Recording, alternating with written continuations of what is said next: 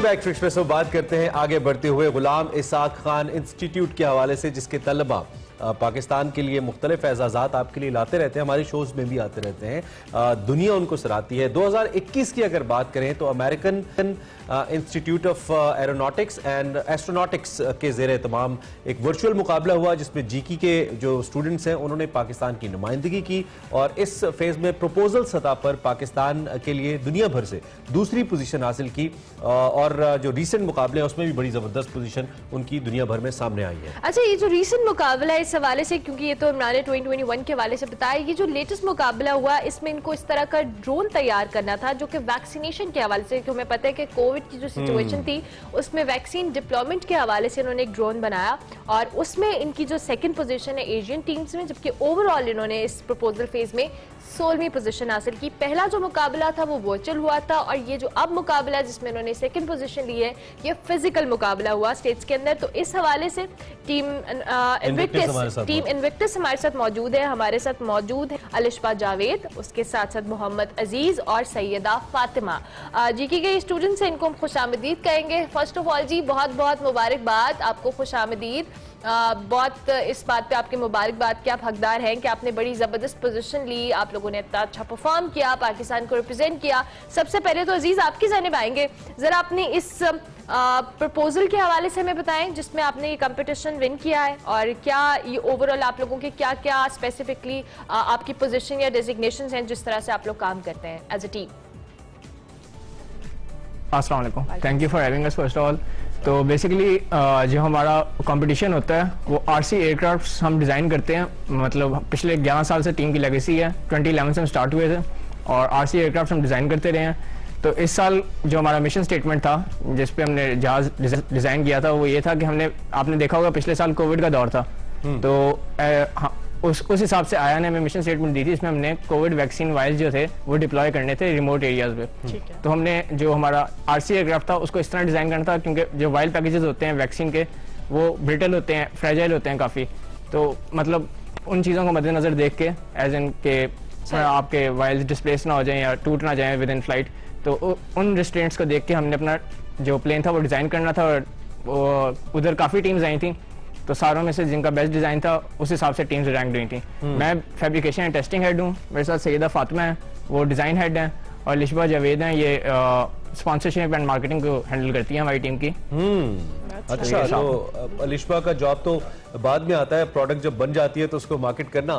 तो चलिए अलिशबा आप हमें बता दीजिए फिर आपकी प्रोडक्ट में ऐसा क्या है या ऐसा क्या था जो आपको लगा कि इसको मुख्तलिफ बनाता है बाकी प्रोडक्ट से और उसी वजह से आपने अच्छी अटेंशन ग्रैब की इस कॉम्पिटिशन के अंदर। सो बेसिकली हमारा जो एफर्ट्स पुट इन करने का शुरू होता है, बेसिकली हम लोग जब हमें आया की तरफ से रूल्स आते हैं हम तब से कंसिस्टेंटली एफर्ट्स पुट इन करना शुरू करते हैं। एंड ये फ्लाई ऑफ्स तक एक टीम की लगातार वो होती है, मेहनत होती है जो कि इसको एक यूनिक एक्सपीरियंस हम सब के लिए बना देती है।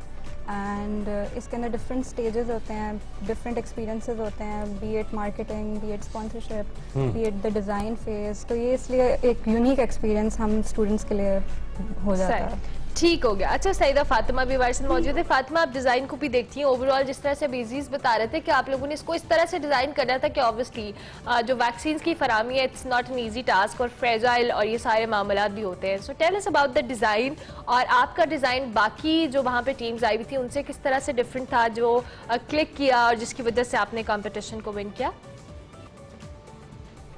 अच्छा, सो बेसिकली हमारा जो सब सिस्टम था जो हमने यूज़ किया था हमारे वाइल्ड पैकेजेस डिलीवर करने के लिए, उसकी ख़ास बात ये थी कि एक तो उसको इन्वर्टेड गल्विंग कॉन्फ़िगरेशन कहते हैं, वो टेस्ला के डोर से इंस्पायर्ड था और वो एल शेप का डोर था जिसमें वाइल्ड पैकेज रख के और नीचे की तरफ खुलता था। उसकी ख़ास बात ये थी कि एक तो जब हम ड्रॉप करते थे उस वाइल्ड पैकेज को तो उसकी ग्राउंड क्लियरेंस इतनी कम थी कि जब वो हिट करता था ग्राउंड पे तो उस पर इम्पैक्ट बिल्कुल भी नहीं आता था।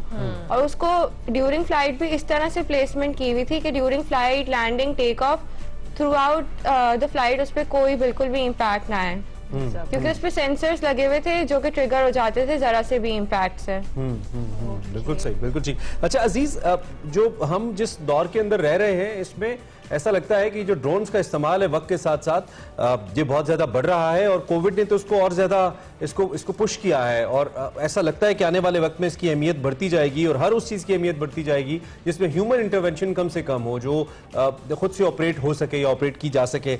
पाकिस्तान की मार्केट, आप बीइंग अ स्टूडेंट आपने उस पर रिसर्च किया होगा, आपने इतना अच्छा एक प्रोडक्ट बनाया है, कैसे देखते हैं और मुस्तकबिल में आपके इस प्रोजेक्ट को किस तरीके से इस्तेमाल किया जा सकता है ऑन अ लार्जर स्केल? हाँ जी, आपने बिल्कुल ठीक बात किया। मतलब आगे हम जैसे जैसे जा रहे हैं हम टेक्नोलॉजी पे ज़्यादा रिलाई कर रहे हैं और इस हिसाब से यही है कि ह्यूमन लेबर को मिनिमाइज करने की कोशिश करते हैं। कुछ ऐसी जगह होती हैं जहाँ इंसान का जाना सेफ नहीं होता तो वहाँ मोस्ट प्रॉब्ली ड्रोन्स का यूज़ करते हैं। हमारा जो प्रोजेक्ट था वो इस तरह था कि जिन एरियाज़ को जिस तरह इंफ्रास्ट्रक्चर नहीं है, रोड्स नहीं है, एज इन जो ट्राइबल एरियाज हैं या रूरल एरिया जिनका डेवलपमेंट इतनी नहीं हुई, वहाँ भी वैक्सीन पहुंचाना था हमने। तो बेसिकली हमारा जो मेन इसका मिशन मतलब इम्पैक्ट था सोसाइटी पे वो ये था कि आप उनकी भी मदद कर सको जिनके पास रिसोर्सेज नहीं है। तो हम बेसिकली हमारा जो एयरक्राफ्ट था वो इसलिए बना था। बिल्कुल ठीक, बिल्कुल ठीक। अच्छा, जब भी आप ऐसे किसी इंटरनेशनल एग्जीबिशन में जाते हैं या कंपटीशन में जाते हैं, फातिमा में से या अलिशबा में से कोई भी इसका जवाब दे दे, तो आपके लिए खुद इटसेल्फ बहुत बड़ी लर्निंग होती है। वहाँ पे जो मुख्तलिफ टीम्स आई होती हैं, आप उनके तजर्बों से भी सीखते हैं, वो आपके एक्सपीरियंस से सीखते हैं। सो अगर मैं इन शॉर्ट आप दोनों में से किसी एक से पूछूं कि आपने क्या लर्न किया, इससे क्या एक्सपोजर मिला आपको बीइंग स्टूडेंट, जो कि आपको आने वाले वक्त में काम आएगा, तो क्या शेयर करेंगे आप हमारे साथ? इससे हमने मोस्टली यही सीखते हैं इसके प्रॉब्लम्स के सॉल्यूशंस जल्दी से कैसे लाने हैं। मतलब वहाँ पे ऐसी भी टीम्स थी जिनके लास्ट मोमेंट जो है वो क्रैश हो गए थे, तो वो लास्ट मोमेंट जहाज बना के लाए थे। अच्छा। और हमने भी क्योंकि वहाँ पे क्रॉस विंड्स हमें बहुत ज्यादा फेस करनी पड़ी थी जो हम उस वक्त एक्सपेक्ट नहीं कर रहे थे, तो हमने उसी टाइम फ्लैप्स लगा दिए थे। तो इस तरह से क्विक सॉल्यूशंस लाने होते हैं क्योंकि आप हर चीज पहले से नहीं प्रेडिक्ट कर सकते। तो एज इंजीनियर्स हमें होना चाहिए इतना एक्सपीरियंस और नॉलेज कि हम अपनी नॉलेज को उसी वक्त अप्लाई करें और क्विकली अपनी प्रॉब्लम्स को सॉल्व करें। अच्छा अलिशबा, आपने क्विकली बताइएगा इस अपनी जो एक्सपर्टीज है उसमें क्या चीज़ अडॉप्ट की वहाँ पे जाके? ऑब्वियसली इतनी बड़ी यूनिवर्सिटीज़ के दीगर टीम्स भी वहाँ पे मौजूद थी, उनकी भी मुख्तलिफ मार्केटिंग स्ट्रैटेजीज आपने देखी होंगी। सो आपने क्या सीखा? तो बेसिकली हम कंपटीशन में तो जाते ही हैं, बट एक अलग पेट्रियाटिज्म होता है और एक अलग लर्निंग एक्सपीरियंस होता है। आपस में तो हम टीम्स compete कर रही होती हैं, बट ओवरऑल हम भी कुछ ऑब्जर्व कर रहे होते हैं, कोई हमसे कुछ टेक अवे करता है। अब आप तीनों हमें लाइटर एंड भी बताएं कि सबसे ज्यादा नर्वस कौन था जब आप लोग टेस्ट करने जा रहे थे? क्योंकि ऑब्वियसली एक प्रोडक्ट है, वो खुदा ना खास्ता फ्लॉप भी हो सकती है, वो क्रैश भी हो सकती है। सबसे ज्यादा नर्वस कौन था और सबसे ज्यादा बगअप कौन कर रहा था टीम को आप तीनों में से कि नहीं हो जाएगा?